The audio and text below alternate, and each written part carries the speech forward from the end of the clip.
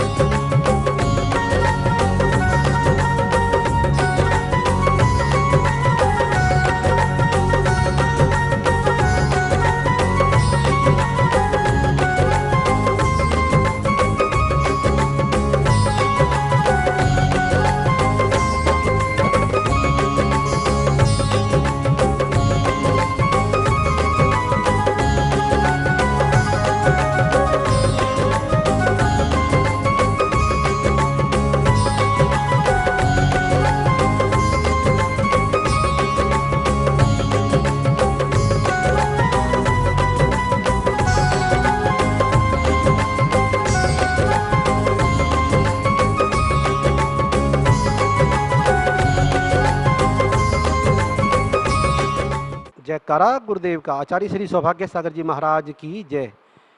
जैसा कि विदित है कि रामा पार्क में मुनि सुरतनाथ दिगंबर जैन मंदिर का नव निर्माण हो रहा है, उसी के निमित्त मात्र एक आदिनाथ भगवान की पंचकलानक होने जा रही है, जिसमें सारी मूर्तियों पाषाण से भगवान बनेंगी। ये सब प्रोग्राम आचार्य श्री सौभाग्य सागर जी के सानिध्य में होने जा रहा है, जिसका स्थान है नंगली जैन मंदिर, जय जय पारसनाथ दिगंबर जैन मंदिर। वहाँ पर हॉल के अंदर ये सारे प्रोग्राम होंगे, जो प्रोग्राम हमारे 2 तारीख से लेकर 4 तारीख तक होंगे। 2 तारीख को गर्भ कल्याणक, 3 तारीख को जन्म और तप कल्याणक, 4 तारीख को केवल ज्ञान और मोक्ष कल्याणक के बाद भगवान की प्रतिमा महाराज श्री के सानिध्य में रामा पार्क मंदिर में विराजमान होगी। इसलिए मैं सबसे निवेदन करता हूं कि अधिक से अधिक संख्या में इस पंचकलानक महोत्सव में पधारें तथा हमें अनुग्रहित करें। अभी जैसा कि आप लोगों को विधि है, गुरुदेव का यहाँ पर आगमन पहले ही हुआ था। पहले इसलिए हुआ, द्वारका मोड़ पे एक छोटा सा दिवाला बन रहा है, उसका शिलान्यास करने के लिए, और द्वारका मोड़ वाले और अपने घरी देने वालों के ख्याल से वो जिनाले बन के तैयार हो गए हैं। अब जिनाले बन के तैयार तो हुए हैं, पर उसके बाद में तैयार होने के बाद में उसमें भी पूजन आदि नहीं हो सकती। क्यों नहीं हो सकती? जब तक भगवान जी विराजमान नहीं हुए। और जिनाले बन गए हैं, और उसमें भगवान जी को विराजमान करने के लिए गुरुदेव का पुनः नगरी देवी और द्वारका और रामा पार्क में नगर में प्रवेश हुआ है। तो आप सबके पास में जो द्वारका मोड़ है, रामा पार्क है, उसमें जिनाले बन चुका है, और उस जिनाले में भगवान जी को विराजमान करने के लिए गुरुदेव आपके नगर में आए हैं। भगवान जी को विराजमान करने के लिए।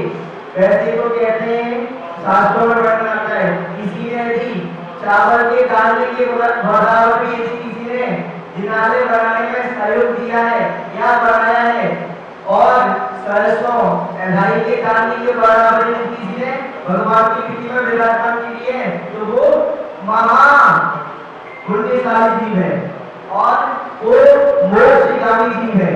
तो आप सभी लोगों ने जिनाले बनाने में सहयोग दिया और पूरा जिनाले बना के तैयार कर दिया, और उसमें अब भगवान बाकी है, भगवान जी विराजमान कर रहे हैं। तो आपके नगर में गुरुदेव भगवान जी को विराजमान करने के लिए आए हैं, पंच कल्याण कराने के लिए। भगवान जी विराजमान कैसे होते हैं? भगवती की प्रतिष्ठा होती है। और भगवती की प्रतिष्ठा कैसे होती है? पंच कल्याण करके, गर्भ कल्याण, जन्म कल्याण, तप कल्याण, ज्ञान कल्याण और मोक्ष कल्याण, इस प्रकार के पंच कल्याण करके ध्यायाणम ळमो लोये सब्ब साहुणम। जेवली अनंतानंत सिद्ध परमेश्वरी भगवान की, देवाजी का श्री आदिनाथ भगवान की, देवाजी का श्री वासुजी भगवान की, देवाजी का श्री शांतिनाथ भगवान की, देवाजी का श्री मुनिसुतनाथ भगवान की, देवाजी का श्री नेमिनाथ भगवान की, चिंतामणि पारसनाथ भगवान की, तपस्वी सम्राट आचार्य श्री सरमती सागर जी महाराज की, बुंदेलखंड के श्री आचार्य गुरु सिद्धांत सागर जी महाराज की।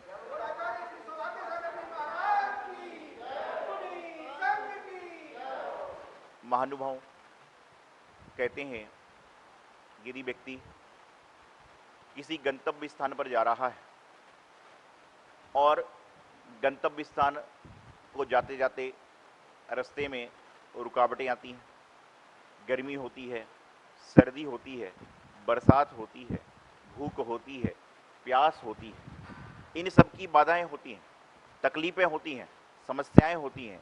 लेकिन जब व्यक्ति के सामने गंतव्य दिखने लग जाता है तो उसकी सारी समस्याएं अपने आप दूर हो जाती हैं।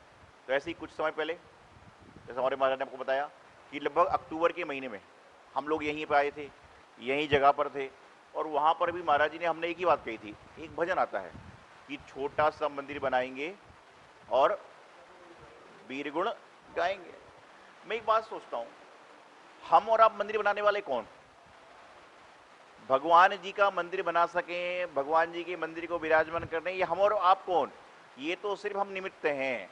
उनकी जब इच्छा होगी, जहां इच्छा होगी वहीं पर ही वह पहुंचेंगे। इसके विपरीत कोई कार्य होता ही नहीं। कहते ना कि मालिक की मर्जी के बिना ना चलता एक पत्ता, कि ये तो प्रभु की माया है, प्रभु की छाया है, प्रभु का भाव है कि उन्होंने सोच लिया कि मुझे 4 तारीख को, 4 जुलाई को वेदी पर विराजमान होना है, तो 4 जुलाई को वेदी पर विराजमान हो रहे हैं। और यदि जब तक उनके संकल्प में, जब तक उनकी मर्जी नहीं थी, आप उनकी जब तक मर्जी नहीं होगी तो हमारी अर्जी लगेगी नहीं। हम और आप तो अर्जी लगा रहे थे, आप मेरे पास लगाते थे, मैं आपकी अर्जी को और आगे पहुंचा देता था। अंतर ये हो रहा है, जैसे डाकिया नहीं होता है, डाकिया क्या काम है? पोस्ट ऑफिस से चिट्ठी निकालना, छांटना और गंतव्य स्थान में पहुंच देना। उसी प्रकार से संत भी एक डाकिया का काम करते हैं, डाकू नहीं डाकिया। नहीं तो बोले डाकिया काम करते हैं, बार बार बोले डाकू का काम करते हैं, तो डाकिया का काम करते हैं। लेकिन अंतर इतना है कि यहाँ जो संत रूपी डाकिया हैं वह क्या करते हैं कि वो चिट्ठी को पढ़ते हैं और उनको लगता है कि यही सही चिट्ठी है तो ही उसको ऊपर पहुंचाते हैं, गलत चिट्ठी को बाहर ही कर देते हैं। उस डाकिया के पास में कोई ऑप्शन नहीं है, उसको तो अच्छी हो खराब हो पहुंचाना ही है। आज साथ साथ में मन को प्रसन्नता है, मन गदगद है। इसलिए है कि मंदिर कितना बड़ा है यह महत्वपूर्ण नहीं है, मंदिर कितना छोटा है यह महत्वपूर्ण नहीं है, लेकिन मंदिर में दर्शन करने वालों के भाव कितने बड़े हैं यह बड़ा महत्वपूर्ण कार्य होता है। और यह आप सबके बड़े भाव महत्वपूर्ण हैं, आपके बहुत बड़े भाव हैं। इस कारण से इतनी जल्दी, कल्पना करिए, इतनी जल्दी तो मकान भी नहीं बना सकता आदमी, जो सिर्फ एक व्यक्ति को डिसीजन लेना पड़ता है। मकान बनाने के लिए एक व्यक्ति को, एक परिवार के 4 लोग को निर्णय लेना पड़ता है। तो लोग सोचते हैं कि ये दीवार में वॉलपेपर ऐसा लगेगा, यहाँ एसी यहाँ लगेगा, वहाँ कूलर यहाँ लगेगा, वहाँ ये लगेगा। लेकिन यहाँ समाज के बाद साधु महाराज, उसके बाद पंडित जी प्रतिष्ठाचार, उन सबको मिला के 6 महीने के अंदर मंदिर को खड़ा करना, ये भी भगवान जी का, पारसनाथ जी का, मुनीश्वर जी का चमत्कार है कि अपने आप सारा का सारा काम संपन्न हो गया। नहीं तो आप विचार करिए, आप सब लोगों ने घर बनाए होंगे, कितनी बार होता है या बेडशीट ये नहीं होगी, ये मैं अपने मन से कह रहा हूँ, भावना और भी होती है, ये फ्रिज यहाँ नहीं होगी, ये कूलर यहाँ नहीं होगा, ये होगा। लेकिन क्या होता है, डिसीजन नहीं हो पाता। और यहाँ पर इतने सारे लोग, कोई राजस्थान का, कोई मध्य प्रदेश का, कोई गुजरात का, कोई कहीं का, कोई कहीं का, इस तरह से लोग हुआ करते हैं और उसके बाद भी आपने सारा काम संपन्न किया। शुभ संयोग है, मुनीश्वरनाथ भगवान रामा पार्क में विराजमान हो रहे हैं। आप विचार करिए कि मुनीश्वरनाथ भगवान जो हुए हैं उनके ही काल में रामचंद्र जी हुए।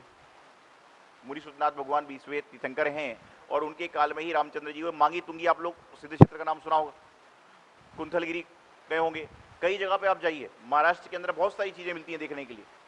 कुंथलगिरी के पास हम लोग गए थे जब कहते थे कि यहाँ पे सेतु बने, नाम कन्फ्यूजन हो सकता है, कई सारी जगह है। तो मैं आपको बताना चाहता हूँ कि मुनीश्वरनाथ भगवान शनि ग्रह के अधिष्ठाता हैं और कहते हैं कि जिसके जिंदगी में, जिसकी कुंडली में शनि यदि बैठ गया तो आदमी का 12 न्यारा भी करता है और न्यारा भी कर सकता है। न्यारा मतलब समझते हो? हाँ, न्यारा मतलब अलग अलग भी कर सकता है और 12 न्यारा कर सकता है। कहते हैं शनि प्रसन्न है। जिस प्रकार से आप लोग देवियों की पूजा करते हैं, कोई पद्मावती जी की करता है, कोई दुर्गा जी की करता है, कोई काली जी की करता है, कोई संतोषी जी की करता है। आपसे पूछा जाए कि सबसे ज्यादा कौन सी देवी को प्रसन्न करने की आवश्यकता है तो क्या सोचते हो आप लोग? यदि कोई आपसे पूछे, व्यक्तिगत पूछे कोई व्यक्ति आपसे कि आप बताइए कि कौन सी देवी को प्रसन्न करना जरूरी, तो क्या जवाब दोगे आप लोग? है? देखिए, अब मुझसे कोई पूछे कि महाराज जी भक्तों को कौन सी देवी को प्रसन्न करना चाहिए, तो मैं तो उनसे कहता हूं अपनी ग्रह की देवी को प्रसन्न कर लो, क्योंकि यदि आपकी ग्रह की देवी प्रसन्न है तो सारी देवी प्रसन्न हो जाएंगी। और ग्रह की देवी बिगड़ी होगी, घर की जो देवी मतलब जो देवी बिगड़ी होगी तो फिर सारा कोई देवी का फायदा नहीं होगा। आप सब तो अच्छे लोग हैं। तो मैं आपको बताना चाह रहा हूं, जिंदगी में समझाना चाह रहा हूं कि भगवान मुनिश्रुतनाथ के काल में रामचंद्र जी और संयोग है ऐसा, मैंने 22 साल के साधु जीवन में बहुत जगह विहार किया, लगभग 30 प्रांतों से 18-20 प्रांतों में विहार किया। वो बहुत सारे जिन मंदिर के पंचनाग देखे हैं, कराए हैं। दिल्ली में भी लगभग कई सारे पंचनाग करा चुके, आसपास भी करा चुके हैं। लेकिन ऐसा संयोग नहीं हुआ, मुनिश्रुतनाथ भगवान के मंदिर भी है दिल्ली में, लेकिन रामा पार्क अर्थात कि रामचंद्र जी और मुनिश्रुत जी एक ही नाम के आसपास में आ रहे हैं, ऐसा सुखद संयोग तो मैंने अपने जीवन में कभी देखा और सुना नहीं है। तो ये भी एक संयोग की बात है। और आज यहाँ पर प्रसन्नता इस बात की है कि जो मंदिर जमीन से हमने देखा, आज उसका पंचनाग शिखर देखने का प्रयास हो रहा है, ये भी है। और इतने कम समय में 6-8 महीने के अंदर यदि शायद ये समस्या ना होती तो शायद फरवरी में मुनिश्रुत जी के मोक्षलंग पर ही हम लोग मोक्षलंग मना लेते। लेकिन ठीक है, जैसी व्यवस्था है, जैसा समय है, आप लोग सब कर रहे हैं।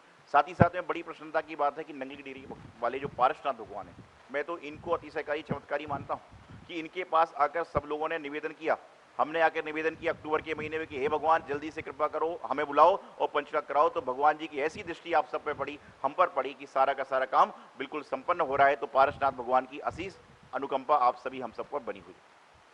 तो इस तरह के काम जीवन में हुआ करते हैं और इस तरह के जब काम होते हैं तो इंसान अपने जीवन में सुख शांति के लिए प्रवेश होता है। महाराज जी बता रहे थे कि एक सरसों के दाने के बराबर, एक चावल के दाने के बराबर यदि कोई जिन मंदिर विराजमान बनाता है, जिन प्रतिमा विराजमान करता है, तो उसका निकट भाव में आगामी भाव में मोक्ष पक्का है। आप विचार करिए, अभी पारसनाथ भगवान का अभिषेक हो रहा था, भगवान जी का अभिषेक हो रहा था। आपने एक चीज देखी कि भगवान जी का अभिषेक हो रहा था, अभिषेक करने के बाद मुनि महाराज जी किसी से कुछ कहते नहीं है, लेकिन हम भी कहते हैं प्रधान जी गंदुदक हमें दो पहले। क्यों? क्योंकि भगवान को जल स्पर्शित हो गया तो एक गंदुदक बन गया, और वही जल यदि इसकी जगह आपने बाहर रख दिया होता तो कोई छूता भी नहीं। तो जो भगवान की चरण सन्निधि में पहुंच जाता है, चाहे वह जल हो, चाहे जैसे प्रांतों में फल फूल हो, जैसे प्रांतों में मिठाई हो, हर जगह के प्रांत की अपनी व्यवस्था है, लेकिन जहां जल की व्यवस्था है कि जल भगवान को स्पर्शित कर लेता है तो इतना पूजनीय हो जाता है कि सबसे पहले दिगंबर मुनि महाराज जो मूर्ति को, पाषाण को परमात्मा बनाते हैं, वही कहते हैं भैया सबसे पहले गंदुदक मुझे देना। तो इतने भगवान जी के चमत्कार होता है, परमात्मा जी की भक्ति होती है। तो ऐसी परमात्मा की भक्ति आप पंचनाग के माध्यम से करेंगे। तो मैं बता रहा था आपको, एक दाने के बराबर प्रतिमा विराजमान कर दी तो कितना पुण्य है। ये प्रतिमा जी किसने प्रतिष्ठित कराई, बहुत सारे लोगों को पता नहीं, कौन से दाता ने दी पता नहीं, लेकिन सभी लोग इनको दर्शन करके, बहुत सारे ऐसे बच्चे होंगे जो जन्म के बाद 45 दिन के बाद, 40 दिन के बाद मंदिर आते हैं, सबसे पहले दर्शन करते हैं। शादी के बाद कार्ड आता है तो सबसे पहले मंदिर में आता है, और एक समय के बाद 50-100 साल बाद आदमी जब चला जाता है तो शांति विधान भी मंदिर में ही होता है। तो ऐसे मुनिश्रुतनाथ भगवान को आप विराजमान कर रहे हैं। आदिनाथ भगवान जो प्रथम युग, इस युग के प्रथम तीर्थंकर हैं, उनका पंचका प्रतिष्ठा महोत्सव होगा। आप देखेंगे किस तरह से आदिनाथ जी का बैराग हुआ, आदिनाथ जी का विवाह हुआ।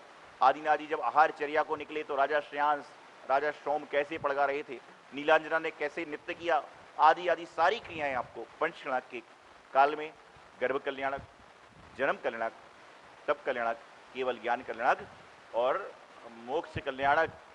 और 4 तारीख के बाद टेंट वाला अपनी जगह, भोजन वाला अपनी जगह, आप अपने ऑफिस, और लोग कहेंगे महाराज जी नमस्ते।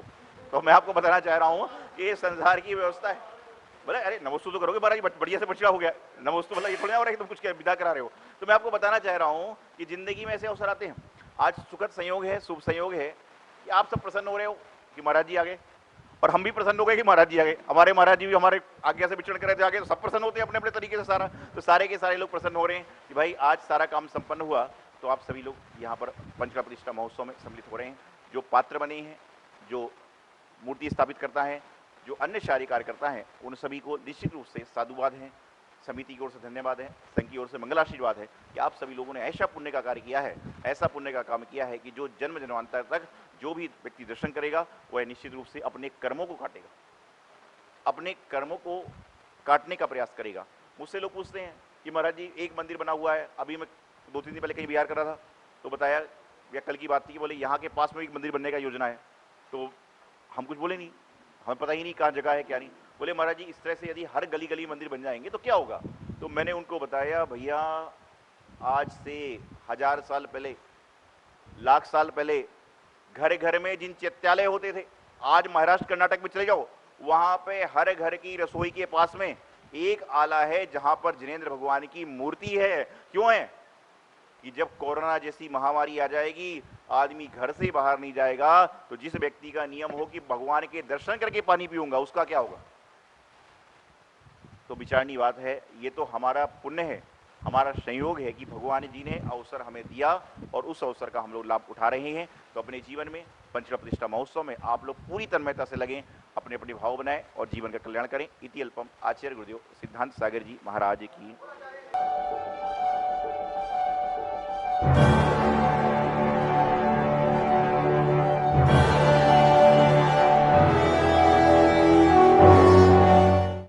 पार्श्वनाथ भगवान की जय। आचार्य श्री सिद्धांत सागर जी महाराज की जय। आचार्य श्री सौभाग्य सागर जी महाराज की जय। परम पूज्य गुरुदेव बाल योगी आचार्य श्री 108 सौभाग्य सागर जी महाराज की प्रेरणा एवं आशीर्वाद से दिल्ली क्षेत्र में मुनिसुव्रत तीर्थ का भव्य निर्माण कार्य प्रगति से चल रहा है, जहां पर 24 तीर्थंकरों की 24 वेदियों का निर्माण होगा और प्रत्येक वेदी पर 24 भगवान की 7-7 इंच की प्रतिमाएं विराजमान होंगी। एक प्रतिमा को विराजमान करने हेतु सहयोग राशि मात्र 1,24,000 रुपए रखी गई है। आप अपने परिवार की ओर से प्रतिमा स्थापित कर धर्म लाभ ले सकते हैं। यहाँ के जिन चैत्यालय में प्रतिदिन विशेष पंचामृत अभिषेक शांति धारा होती है। जो भी महानुभाव अपने या अपने परिवार की ओर से अभिषेक और शांति धारा करना चाहते हैं, वो नीचे दिए गए संयोजकों से संपर्क कर अपना नाम आरक्षित कर पुण्यार्जन कर सकते हैं। इस कार्यक्रम के पुण्यार्जक है स्वर्गीय लाला राम किशन दास जैन एवं स्वर्गीय श्रीमती चांदतारी जैन, हौज खास की स्मृति में सपरिवार।